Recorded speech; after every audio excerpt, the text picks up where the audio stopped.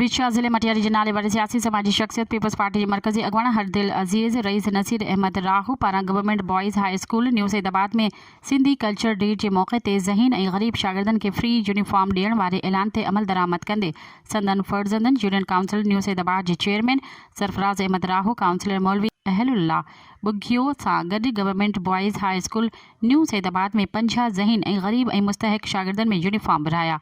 Chairman town committee new Saidabad Sarfaraz Ahmed Rahu चयो त राहू ख़ानदान हर दौर में पंहिंजे हड़ा वड़ा अवाम जी ख़िदमत में पेश आहे।